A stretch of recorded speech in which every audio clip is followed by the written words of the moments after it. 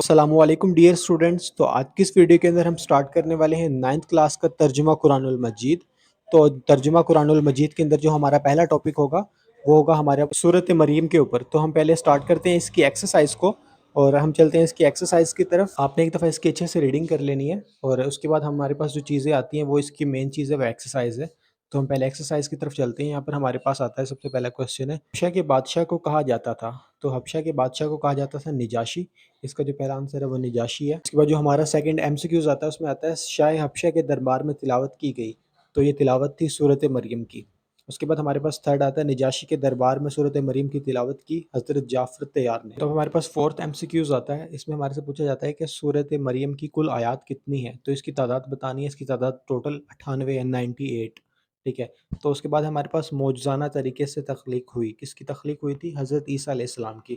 تو حضرت عیسیٰ کی. اس کا یہ کریکٹ آنسر ہے. تو اب ہم چلتے ہیں شارٹ کوسچنز کی طرف. تو ہمارا جو پہلا شارٹ کوسچن ہے، سورۃ مریم کو یہ نام کیوں دیا گیا؟ مطلب سورۃ مریم کو سورۃ مریم کا نام کیوں دیا گیا؟ پیج نمبر 4 پر ہم چلتے ہیں.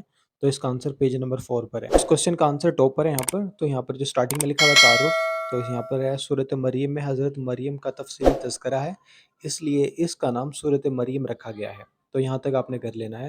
سورۃ مریم سے سٹارٹ کر کر ہے تک، یہاں تک آپ کا یہ آنسر ہے. ٹھیک ہے. تو اب چلتے ہیں واپس اپنے نیکسٹ کوسچن کی طرف. جو ہمارا نیکسٹ کوسچن آتا ہے وہ ہے سورۃ مریم کا خلاصہ لکھیں. تو پیج نمبر ہمارا 6 پر جانا ہے. تو پیج نمبر 6 پر اس کا خلاصہ ہے.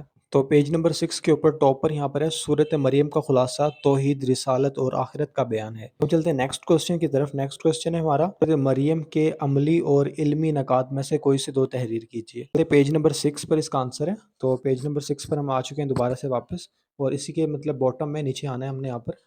اور یہاں پر ہمارے پاس دونوں سائڈ پر آنسر ہیں اس کے. تو کوئی بھی آپ نے 2 پوائنٹس کر لینے ہیں. یہاں پر لکھا ہوا ہے اللہ تعالیٰ کی رحمت اور قدرت سے کبھی بھی مایوس نہیں ہونا چاہیے، ہر حال میں اس سے مانگتے رہیں. ٹھیک ہے. تو اس کے بعد دوسرے ہیں تمام انبیاء کرام نے اپنی قوموں کو اللہ تعالیٰ کی عبادت کرنے کی دعوت دی. اور اس کے بعد جو ہمارے پاس تھرڈ ون ہے، ہمیں اپنی تمام حاجات کے لیے صرف اللہ تعالیٰ سے ہی دعا کرنی چاہیے. تو یہ کوئی بھی مطلب ان میں سے کوئی بھی 2 کر لیں. یہاں پر کافی لکھے ہوئے ہیں، 6-7 لکھے ہوئے ٹاپ پوائنٹس ہیں یہاں پر.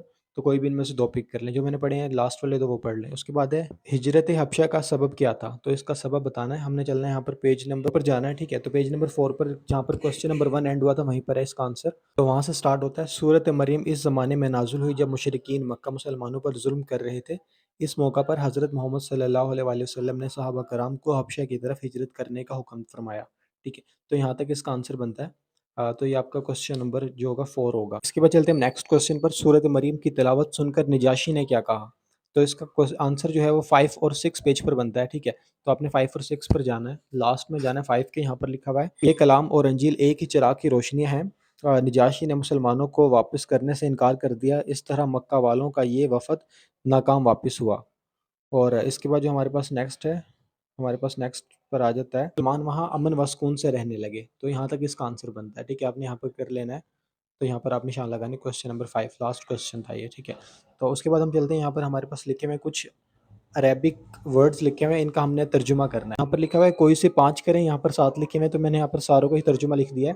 تو یہاں پر لکھا ہوا ہے جب تک، یہ مطلب سیکوینس وائز ہے، جب تک مبارک شک کرتے ہیں اور یہ زکوٰۃ، اور اس کے علاوہ جتنے بھی مطلب یہاں پر نیچے باٹم میں لکھے ہوئے ہیں تمام کے تمام ہیں. تو یہاں پر پہلا جو ہے وہ ہے جب تک آپ، اس کے بعد دوسرا مبارک ہے، اس کے بعد تھرڈ ون شک کرتے ہیں، اس کے بعد فورتھ ہے اور یہ ہے.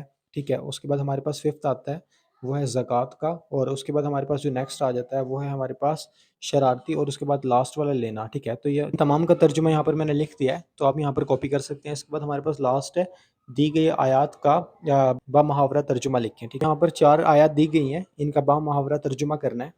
تو آپ نے ایک بائی ایک کر کے ان کا ترجمہ کرتے جانا ہے. ٹھیک ہے. تو میں نے یہاں پر لکھے ہوئے ہیں، تو آپ نے ان کو جسٹ کاپی کرنا ہے اور یہ ان کا ترجمہ ہے. ٹھیک ہے. تو میں یہاں پر دکھا دیتا ہوں آپ کو. تو یہ میں نے ایک بورڈ پر لکھ دی ہے، دی گئی آیات کا بامحاورہ ترجمہ لکھیں. تو یہاں پر جو ہمارے پاس فرسٹ ون آتا ہے، اور وہ میری ماں کے ساتھ مہربان تھا اس لیے مجھے ظالم نہیں بنایا. ٹھیک ہے. تو یہ پہلے والا ہو گیا. سیکنڈ ون ہے ہمارے پاس اور سلام ہو اس دن پر جس دن میں پیدا ہوا اور جس دن میں مروں گا اور جس دن میں زندہ کر کر اٹھایا جاؤں گا.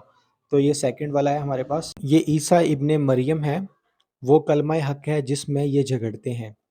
تو یہ تھرڈ ون ہے، اس کا جو ترجمہ ہے وہ اس کا یہ ہے. اور اس کے بعد فورتھ ہے اور اللہ میرا اور تمہارا رب ہے، اس کی عبادت کرو، یہ سیدھا رستہ ہے.